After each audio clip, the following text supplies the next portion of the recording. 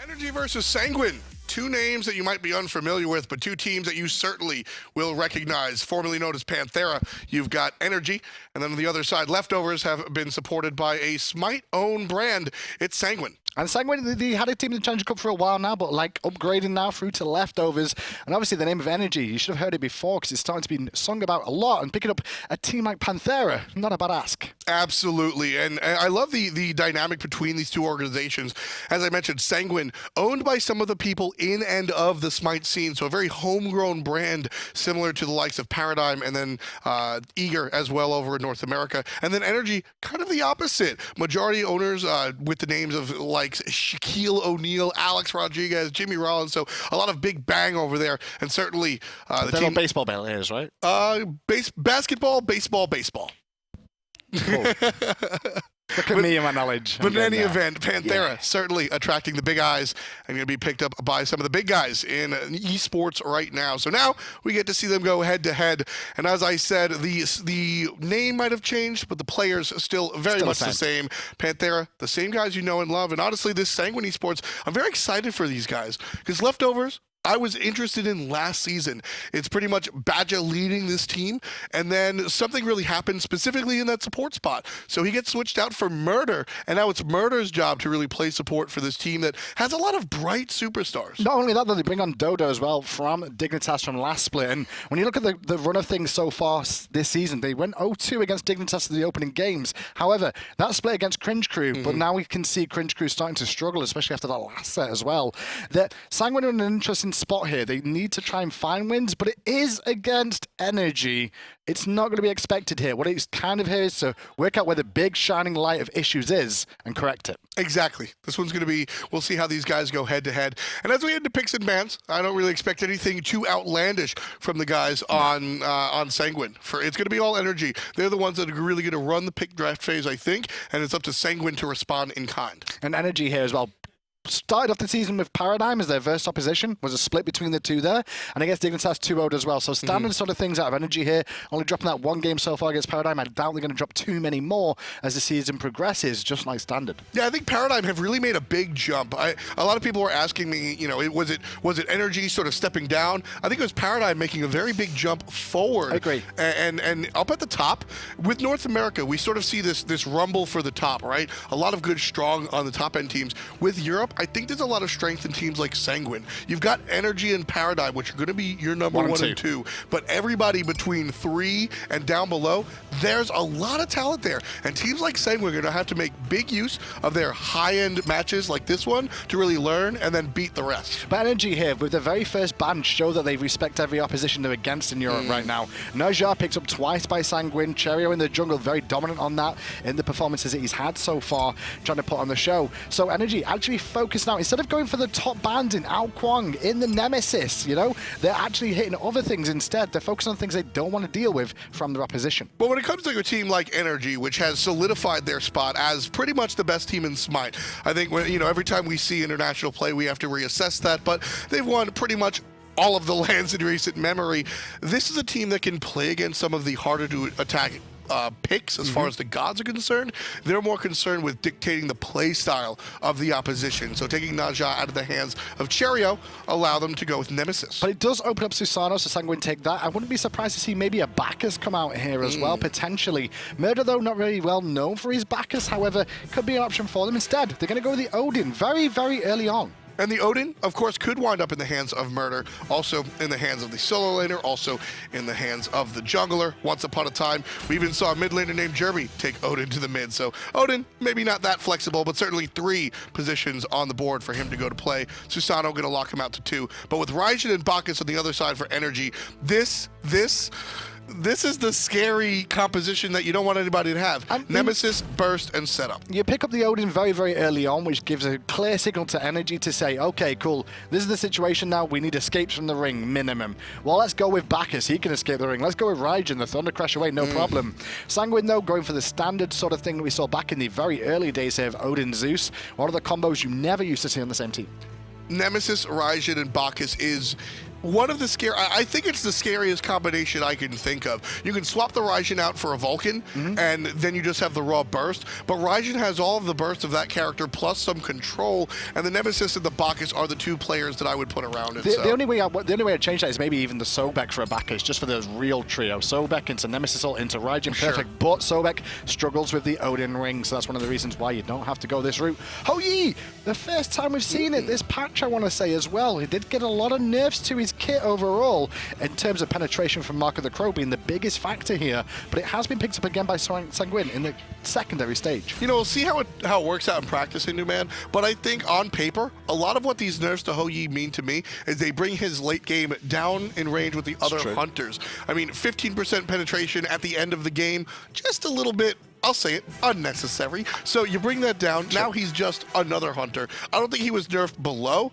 I think he was nerfed to rejoin the rest of the squad. I just like the squad coming out from NRG in response. And this is all coming about from the pick of Odin, really. Even Osiris now, obviously with the passive, able to walk through the walls if he needs to, get away from the Odin. And then Anhur obviously can't leap out as well. Now they may have one left fancy picking them, Sanguine here. I'm not sure where it may go though, because Odin, Susano, I guess they can kind of flex this up a little bit. But more than likely, I'm not expecting that. I'm expecting just a standard Guardian here. Maybe. We'll see. Odin versus the Osiris. Decent. Over there in the solo lane. Last pick for Sanguine. And it will be the tier. So we're going to see Murrdurr on the Odin today. So Odin going to be in the duel lane with the Hou-Yi early on up against Anhur and Bacchus. Definitely wave clear advantage for Sanguine in the early stages. I want to see them try and rotate for the mid-Harpies early on if they can get lane dominance there. It's just about what Odin starts off with here for Murrdurr as well. Does he go for the Wrath? Does he go for, well, it's going to be meditation here is the big talking point. If he would have gone for a Wrath, what they could have done is look to clear the camps very quick, get to lane, put pressure on this duo lane of the Anhur Bacchus just a little bit quicker, and by that, maybe rotate for the left-hand Harpies and just get off to a good start for Sanguine in the early game. Instead, it'll just be a pretty standard. Yeah.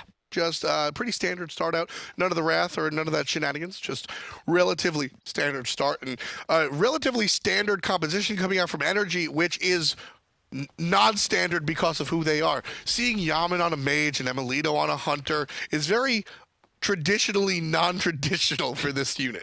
It's very dangerous for Dodo this game on the Zeus as well. I mean, in the mid lane here, he does have an Odin and Susano backing him up, but the problem is that if he does get engaged on, it's very difficult for him to survive on his own. He's going to need a lot of peel. Odin does not really provide peel. He provides more often than not just raw damage. A slow and the ring will help, but it's not going to help a Zeus that gets engaged on by knockups from a Bacchus. Especially this patch, Hindu. We saw it last game, how much of an impact the Phantom can actually make. Now it's a team-wide buff, so everybody in the area can wind up walking on through that Odin cage, so it's not just reserved to one player. Certainly a better pickup, and definitely at least on the menu for the guys on NRG. And it's one of those things, though, because at the same time, Odin may be going out of the meta because of that change to Phantom, but teams may not have recognized that in the patch notes yet, or respected it just yet. Maybe after today, if we see Phantom get picked up here by NRG as well against this, they could look for that, but NRG, I don't think they're really going to need to look for this with the composition they've formed here. Yeah, it won't be a necessity. Might be an option later on, but like you said, a lot of the choices God-wise that NRG have selected should protect them from the Odin just by nature of the individual kits. Yammyn, playing on the Raijin, though, will be grouped up by adapting on the Nemesis, and this combination so scary. It's very scary, but it's not easy for them to really look for a kill early on, unless Dodo gets out of position or Cherryo here in the jungle. They don't have real kill potential in terms of gap close. They're going to be used a slow from a Nemesis, and a Thunder Crash in from Raijin, the only real options. And that, I mean, you say the only real option. That's a lot of option. You get a lot of distance there, man. In comparison, though, to enemy teams where you could have things like stuns, you've got the jet streams on the other side. I mean, to be fair, yeah, there's no real kill potential on Sanguine, but at the same time, it's not easy for them to look for picks, and NRG love to find them early. Very true. It's going to be all about this Bacchus adapting Yammyn combination. iRaffer jumps and says hello, adapting ults while they're in the sky, and all the while Yammyn's just piling out with the taunt Raijus, disallowing any sort of real escape. And the one thing we've seen so far today in Europe and actually in NAS today, it seems to be that most of the first 15 minutes of the game these days, it's all about farming. It's about finding maybe one or two little picks, but don't really get anything out of it. And then at the 15, 20 minute mark, mainly 20 now, that we see these big bursts of aggression that actually just throw the game in one way or another. Yeah, NRG like to make that play a little bit earlier than some. And I think that's one of the reasons we see it as well. Right. Like you said, NRG were one of the first ones to do it here. But now, different story, you know. Other teams are starting to get the same idea, farm out the early game, hit a power spike, and turn the on switch on. Exactly. Energy still sticking really to the 17-minute-ish. But yeah, a lot of detonation. I feel that. A lot of detonation is really what we see out of these teams, where everything's kind of lull and then It's more adapting more than anything else. I'm not adapting the play. I mean, the teams are adapting to the style that have seen success. Yes. Energy, they've shown that success with this sort of style of 15, 16 minutes, turn on the switch and go. This time around, though, teams are still adapting, but not as comfortable. Held that thought. Just an ult to chase Cherryo away. Adapting realizes that this early in the game, he's probably not going to set up that perfect combination that I've been harping on so much. So very easy to have a hair trigger on that ultimate. Adapting just chases Cherryo away. The respect, collects like a little bit of gold. Respect from Cherryo early on. He didn't have a rotation awareness of where everybody was on the map. So instead of hanging around and finding out, oh, hang on a minute, there is a Raijin here, instead just backs up, plays it safe, keeps hold of his situation. Another thing to mention as well, though, he's gone blink. He does not have purification. Nice knockup onto the Odin as Odin tries to make the aggressive play, but it seems to go in the other direction. NRG wind up winning that fight. As far as the trade-off is concerned with respect to HP, nobody really taking a spill just yet. I mean, ult for ults all trading in the duo lane there. There is a bit of an opportunity here we could see come out from a jungle rotation from either side to this one now, especially with his mobile being chipped away, but Raffer not scared of continuing to aggress. Yeah, Energy doesn't even really need the jungle rotation right there. If Raffer finds the support instead of the hunter, the knockup into a pillar impale, that player is dead, but instead, it's going to be action in the mid lane, and I love that play out of Cherryo. Yammyn telegraphed completely that he was about to go into the ultimate, so the knockup separates Yammyn from the team, and all of a sudden, the Raijin ult not very applicable to the situation. Oh, it separates him from the team, but it separates him from the right and harpies too. The left-hand side, though, Cherryo is in a position to get him here with Odin as well, so still all square, so to speak, in this game. And Energy, though, only up about 200 gold, which is fine. Against the world champions like that, it's not a bad situation to be in. Yeah, I mean, it's pretty much what you expect, like we said, with a low speed early game. And you know, again, just that small pick that this was is about a fast goal fury. Fast goal fury is about to come through here. You know, the reason I know this is emilitoo just hit a power spike with the egg foul. He went back to base very early, didn't need to. He was in a good mana position, but they wanted to try and burst down the goal fury. This is a very good call, very intelligent from Energy, just abusing the situation. 433, nothing silent there for Energy. Going to go ahead and push themselves 1,000 gold in the lead with the early objective. I mean, 4.5 minutes in, Tom, you go for an objective like a goal fury here. You expect everybody to be either going back to base for the first trips there to get the boots online, or to clear the buffs up in the jungle. You saw how quick Energy did red, straight into Gold Fury. Window was recognized. Just pure intelligence. Love the point that you brought up about the Igaval coming online for the Anhur. Just an excellent item that really vibes well with his own passive. More looked at as a fighting tool than anything else, but certainly going to bring him up. Combines with Anhur so well as well. Obviously, his passive just giving the extra damage reduction, aggression onto their opponent, and the Igval just does exactly the same thing, as well as the extra attack speed, which gets that passive online a little bit quicker. So a little bit of a lead here for Energy, and that's, like you said, you could either find it by picks or right here, the objective direction. Energy are looking for, instead of what we used to see, these giant team fights into a snowball, into a gold fury at a tier 1 tower, netting a 25, 300, or 3,000 gold lead. You're going to see 1,000 here. Yep. 500 there. 1,000 again, and all of a sudden you got 3K, and you could make that big play. And all they've got to do is just sit back now, Energy, because at the same time, Sanguine, they know the Gold Fury is down themselves. They can sit here for the next 4 minutes as well, going, well, Gold Fury is down, guys. Let's just farm up, keep playing. We'll look for the next Gold Fury fight. And the call from Energy to go for that one as well wasn't just because of the power spike. It's also because of the composition they're against here. A Zeus and an Odin and a Hoagie. Very, very good control around the Gold Fury pit. Get it offline before they have a chance to look at it. And a team that can also take down Gold Fury very quickly. Dimi going to get pulled and knocked up and surrounded, pushed forward, but pushed onto his own tower. Nika pushes Dimi. Here's the rotation out of Energy, 2-2. And nobody wants to go toe-to-toe with that situation. Very interesting call from both teams there. There was kill potential for Sanguine there, but the fight's underway here, and in the ring is adapting. It's going to be a 4-on-3. Raijin on the left-hand side dealing damage through the ring, and Zeus gets dropped for first blood. Energy make the play as Yammyn finds the doubleune, and going to be followed up with no defamation. Energy wind up with 2 kills in the jungle. And that's all about the rotation for the pick onto Dimi early on. They go for the pick on Dimi. They give it up because they realize the rotation from Energy are there, but But the problem is that they still hang around in the jungle on their exit, and it costs them 2 lives. Well, exactly. The Odin cage comes out. Murrdurr thinks he's got a great play, but Yammyn just fires ultimates through the cage. Doesn't care. Unusual to see energy there, ignoring the speed buff. I don't think they even thought it was up or it had already been taken down. Otherwise, they definitely normally punish their opposition with invades like that straight after winning an objective, a fight like that in the jungle. Exactly. And, you know, the old stuff after the stuff that you're bringing up, that's another reason why we see NRG go for the early Gold Fury. NRG can now make these plays, and if all goes poorly, which the game's showing us it's not going to, but if all goes poorly, Sanguine can't capitalize off of an early team fight with a gold, because it's already down. Yep, and that's all it's about for now for NRG, because it means it's win-win. If they lose a team fight, it's like, okay, well, we still got the Gold Fury anyway. We can continue farming up. Yammyn there, though, level 10 already in this game, has his core build online now, and you just said the extra gold he got from those 2 kills has now managed to make him complete his first item. And again, look at that. Look at the gold difference chart right there. 1,000 gold here. Another 500 there. Just little step by step, finding this lead, and then NRG can take something and deal with that situation. Funny on the right-hand side, though, where we saw that gank onto Dimi, because Dimi, I guess he thought he was still going to get pressured. They could have killed him there. He did actually use a lot of the afterlife, which he didn't have to at the end of it, but he'll look back on that himself and realize he may have been able to get away for it for the time being. Better safe than sorry. Gonna burn the ultimate. Dimi, certainly not a solo laner that I'm willing to question, that's for sure. Is that a very fast? It looks like a very fast Witchblade coming out as well from Dimi early on in this game. Interesting to see to go for this route. Very cost-efficient item now, especially with the extra protections on it. An additional 15 protections, bringing you up to 60 in total. Not only that, it does reduce attack speed on the opposition. Now, you may think to yourself, it's not that important, but, well, Zeus is an in-hander for the most part. He wants to throw out those auto attacks to stack up his detonate charges at the same time. But it's also the protections. It's mainly the protections the reason it gets picked up. Of course, you've got the solo lane and the jungler, obviously both going to be physical, and that'll stop a lot of what's coming Dimi's way.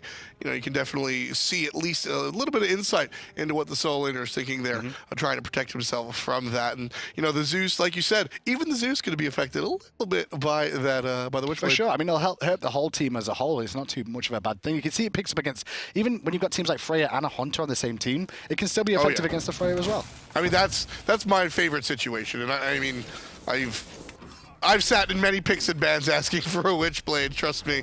So seeing it be a more prevalent pickup with some of the changes definitely makes me a happy broadcaster. Now, this experience advantage that you see in the advantage for energy now, they can start to capitalize on this as well. The level 12 will tick on multiple members of this team very, very soon, which gives them that second relic. And guess what? Just as that second relic should be coming through, the Gold Fury is just respawned. They can look to take a fight there one more time with that advantage. Right. Power Spike always being spoken to with respects to items, but relics certainly going to come into play as well. So want to see that play out of energy for sure. Just abuse the situation, because Sanguine then either like, well, we want to get level 12 for our own relics first of all, or we have to take a fight into a team that has an additional relic, and that's if it's meditate, if it's shell, if it's an extra escape ability like sanctuary, you know, just absorbs more damage. But like you said, Sanguine certainly have a ton of tools when it comes to really dealing with the objectives and counter objective as well. I mean, Dodo just sort of dropping a rainstorm underneath the cage from Murrdurr. That's a bad situation for energy to deal with. So maybe at level 12,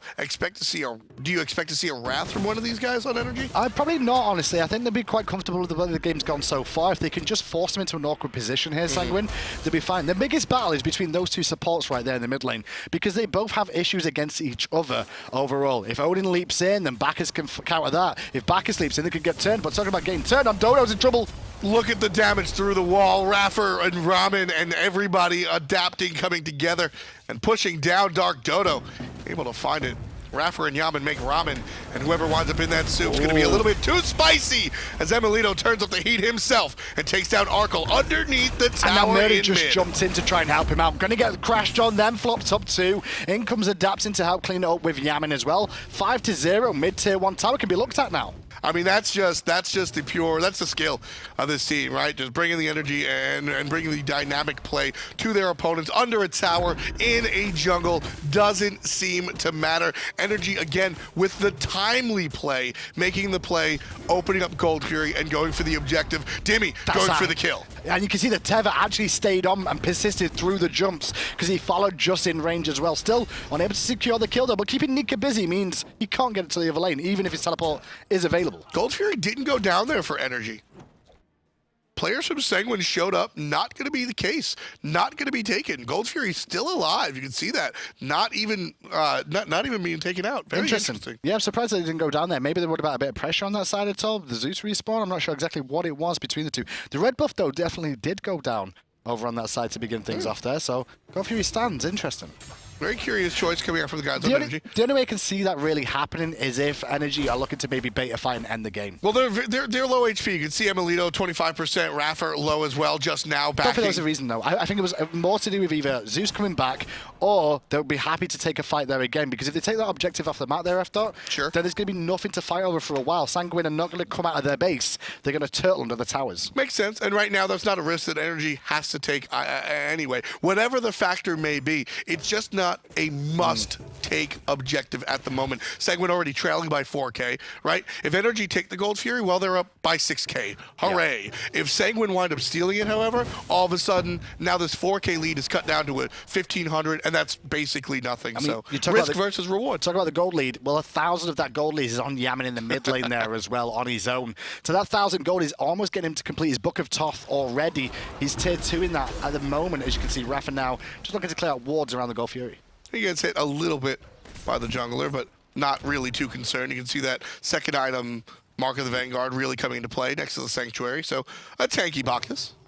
Yeah, tanky Bacchus for now. I mean, it's nothing to really worry about for him in terms of that for the time being. On the left-hand side, though, bit of pressure onto emilitoo. He's kind of used to this, but his boys will always respond. You can see them on the way. emilitoo may be in trouble still, though. Yeah, he gets pulled back. He jumps forward. Here comes the response from everybody else. Sanctuary saves the life of emilitoo for the moment. Turn around with the ultimate. Bacchus takes out one. Pillar and Pal and Cherryo in trouble. emilitoo still alive, saved by the guys on NRG. Now, emilitoo really showed his experience there. He understood abilities coming out from the enemy team every single time.